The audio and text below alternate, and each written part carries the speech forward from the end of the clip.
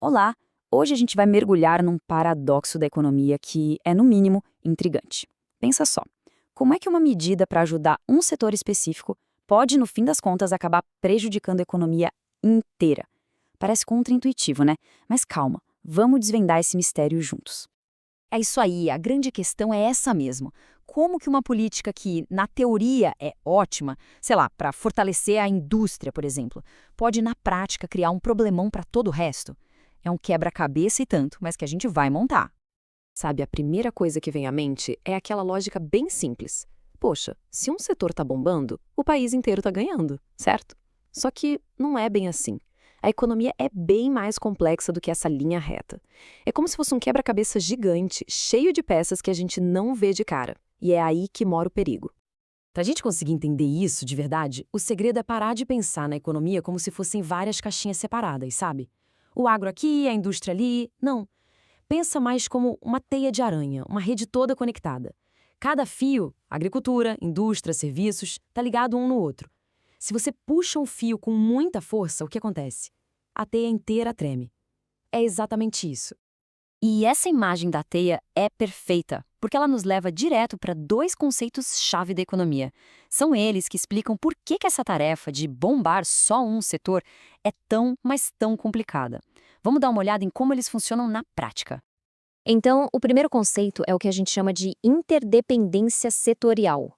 O nome parece complicado, mas a ideia é simples. Pensa comigo. Todos os setores da economia estão, no fundo, disputando as mesmas coisas: mão de obra, dinheiro para investir, matéria-prima. Se a indústria, por exemplo, começa a crescer muito rápido, ela age como um aspirador de pó. Ela vai puxar mais gente, mais grana, mais insumos. E esses recursos, bem, eles têm que sair de algum lugar, não é mesmo? E esse raciocínio nos joga direto no colo do segundo conceito, que é talvez a regra número 1 da economia: a escassez. É simples. Os recursos não são infinitos. Mão de obra, capital, terra, tudo isso é limitado. Então, cada vez que se decide colocar mais dinheiro e esforço em um setor, automaticamente se está decidindo tirar de outro.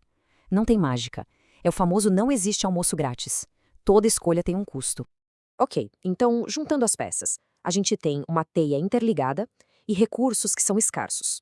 O que acontece quando um governo, mesmo cheio de boas intenções, resolve escolher um campeão e direcionar recursos para um setor específico? Pois é aí que a coisa pode desandar e os efeitos colaterais, aqueles que ninguém esperava, começam a aparecer. Vamos tornar isso bem concreto. Imagina o seguinte: o governo decide que a indústria é o futuro e injeta uma grana pesada lá. Bilhões em subsídios. Parece ótimo, né? Só que, olha o que acontece. De repente, começa uma verdadeira corrida por engenheiros, técnicos, gerentes.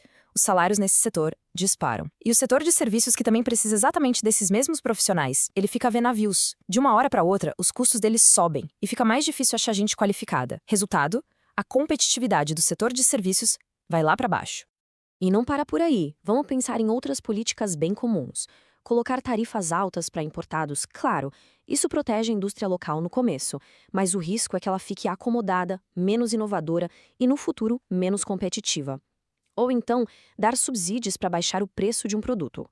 Para o consumidor, parece uma maravilha, mas para o produtor, isso pode tirar todo o incentivo para inovar. É sempre essa briga, né? O benefício que a gente vê agora contra o problema que se cria lá na frente.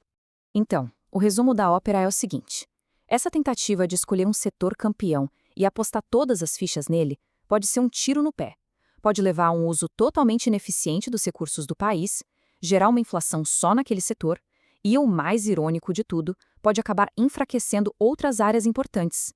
No fim, a competitividade do país inteira sai perdendo.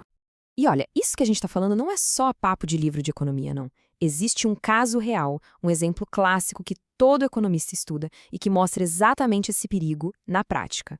É a famosa doença holandesa. A história por trás desse nome é incrível. Funciona assim, ó. Um país descobre uma riqueza natural gigantesca, tipo o petróleo.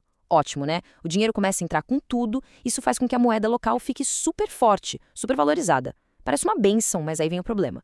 Com a moeda tão forte, tudo que o país produz, fora o petróleo, fica caro demais para os outros países comprarem. A indústria, que exportava seus produtos, de repente não consegue mais competir lá fora. O resultado é trágico. O setor industrial pode encolher até quebrar, a riqueza de um setor acaba virando a doença do outro. E aí, qual é a grande lição que a gente tira de tudo isso? Fica bem claro, né? O segredo para um crescimento forte e saudável não é escolher um setor favorito e apostar tudo nele. O verdadeiro desafio é buscar o equilíbrio, é fazer com que todo o ecossistema econômico se desenvolva de forma harmônica. Exatamente. O caminho para um desenvolvimento que seja de verdade duradouro passa por políticas que olhem o todo, que enxerguem a floresta e não só uma árvore. São políticas que partem do princípio de que fortalecer a economia de um país significa fortalecer todas as suas partes de maneira integrada e não só uma peça isolada. E para não deixar dúvidas sobre a gravidade disso, a fonte que a gente analisou para montar essa discussão deixa um alerta bem direto, dizendo que no médio e longo prazo, esse tipo de prática de favorecer setores pode causar distorções muito sérias no desenvolvimento do país. É um recado claro sobre os perigos de tomar decisões com base em interesses específicos, em vez de uma análise técnica do que é melhor para o todo. E tudo isso nos deixa com uma pergunta no ar, uma reflexão fundamental. Como é que uma nação pode construir um caminho onde as políticas econômicas realmente trabalhem para o bem de todos, e não só para beneficiar esse ou aquele setor? Encontrar a resposta para essa pergunta, bom, isso define o futuro de qualquer país. Fica aí a reflexão. A gente se vê na próxima.